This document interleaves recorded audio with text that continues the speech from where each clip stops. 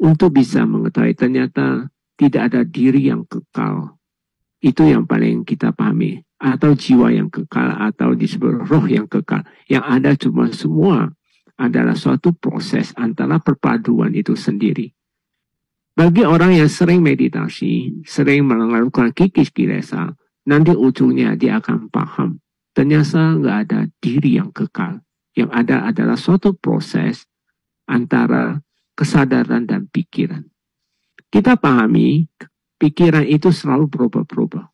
Tentunya disitulah, maka tidak ada diri yang kekal. Tapi banyak yang salah paham tentang masalah adanya diri yang kekal. Sehingga terjadi, kita bisa sering dengar ada jiwa yang kekal, roh yang kekal, dan sebagainya. Contohnya, banyak mempunyai pandangan-pandangan yang tentang diri yang kekal. Seperti contoh, si A, kehidupan lampau, misal si A kehidupan sekarang ini, di kehidupan lampaunya si A mempunyai sifat dan cara sikap maupun cara berpikir dan sebagainya, dan bentuknya dan segalanya itu sama. Itu disebut kekal. Jadi nanti akan datang dia lahir lagi, nanti si A yang sama. Tapi kata Buddha, sebenarnya itu bukan sama. Semua adalah proses. Kenyataannya memang nggak ada yang sama. Yang ada adalah semua adalah perpaduan, proses. Nah, kita perhatikan, kalau kita perpaduan antara jiwa dan kesadaran, atau kesadaran dan pikiran itu sendiri, kita paham. Ketika meditasi kita paham, mengerti, bahwa ternyata yang disebut pikiran itu selalu berubah-ubah. Dan dia itu sifatnya tidak permanen. Dan dia bisa kita kikis punya. Dapat kita kikis. Maka manfaat kita latihan meditasi ini, nanti kita akan lebih cerdas, lebih bisa menerima apapun yang terjadi.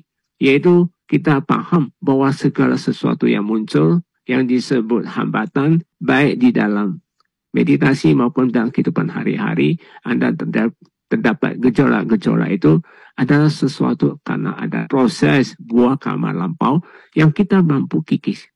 Ini hanya bisa dibuktikan hanya melalui meditasi kikis kilesa. Tapi kalau Anda tidak melalui meditasi kikis kilesa, Anda tidak rajin melakukan meditasi ini, Anda malas-malas, kecenderungan Anda 6 indera terbuka terus, maka Anda tidak bisa paham.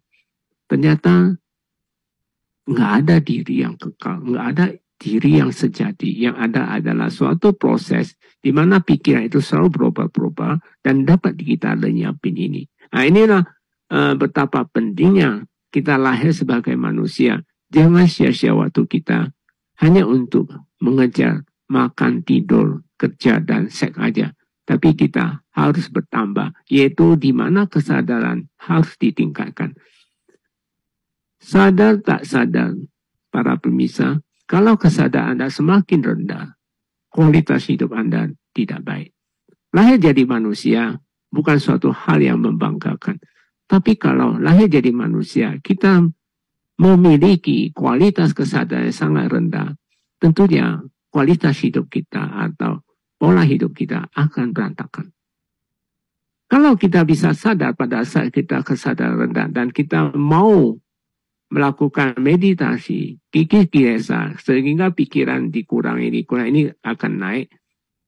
Itulah sebenarnya penolong kita. Tapi kalau Anda tidak ada kemauan, tentunya Anda nggak bisa jalan keluar dari samsara ini. Sehingga lahir mati selalu berulang. Lahir disusupi dengan kematian, kematian disusul dengan kelahiran. Tentunya kelahiran tidak selalu manusia, bisa juga di alam bawah atau alam binatang.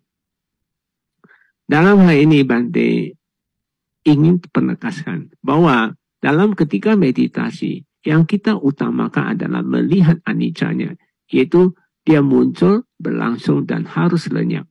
Harus lenyap, bukan kita yang kalah, bukan artinya kesadaran yang tidak kalah, tapi kita harus lenyapi segala bentuk pikiran yang muncul itu, dia harus lenyap. Dengan cara kayak gini, kesadaran kita semakin naik, dikikis semakin naik, sampai kamu bisa mencapai titik 50-50. keadaan seimbang, maka itu disebut Anda sudah masuk ke dalam proses yang disebut insight. Pada saat itu, kesadaran Anda jauh lebih baik dibandingkan kesadaran terlalu di bawah dari pikiran itu sendiri. Lalu kalau Anda tetap rajin, maka pada saat itu proses naik ke atas itu, muncul berlangsung lenyap itu tidak terlalu lama lagi. Bagi yogi yang datang baru latihan ini, jangan terlalu manja terhadap fisik. Kalau Anda datang dalam keadaan biasa, duduknya bongkok dan tidak pernah berusaha dikempeskan selalu dada busuk, maka cenderung Anda selalu salah menilai. Oh, saya fisiknya pegel-pegel. Ya, pegel bukan karena meditasinya. Karena Anda kebiasaan dulu.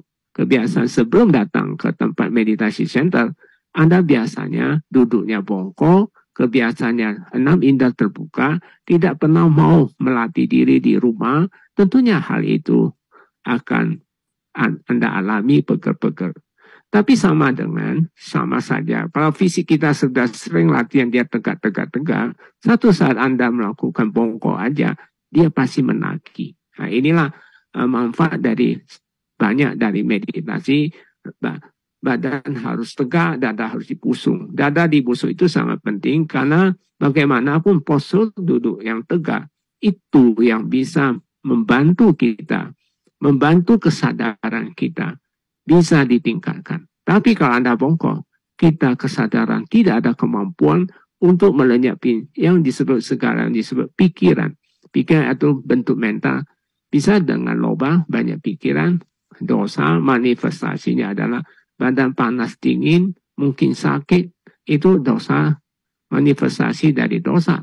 Manifestasi dari loba itu keinginan banyak, palibodanya banyak, rencana-rencana, pikiran-pikiran yang halus yang selalu bertubi-tubi datang, itu disebut manifestasi dari keserakaan, loba.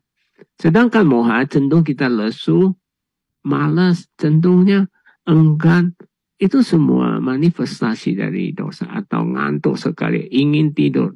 Maka nanti saran Anda para pemirsa, bapak-bapak, ibu-ibu, kalau Anda sering tidur-tidur, justru itu tidak baik. Selain fisik Anda tidak akan sehat, mental Anda juga akan semakin jatuh. Tidur bukan dilarang. Tidur boleh, tapi jangan kelebihan. Kalau dalam konteks di dalam seorang yogi yang sudah sering meditasi, dia nggak boleh lebih dari 6 jam. Kalau bisa dikurangi. Tapi bagi yang tidak pernah meditasi, maksimum saran Bante 8 jam itu tidur udah lebih. Kalau bisa 7 jam aja cukup. Jadi nanti Anda latih, satu hari 3 jam, Anda kurangi sampai 6 jam, bahkan minimum 5 jam. Nanti setelah kesadaran Anda sudah insight, Anda boleh kurangi sampai 3 jam, itu cukup itu. Tapi tetap harus mindful ya. Ada satu yogi mengatakan, Bante saya selalu bangun pagi, tapi ketika saya kerja saya capek sekali.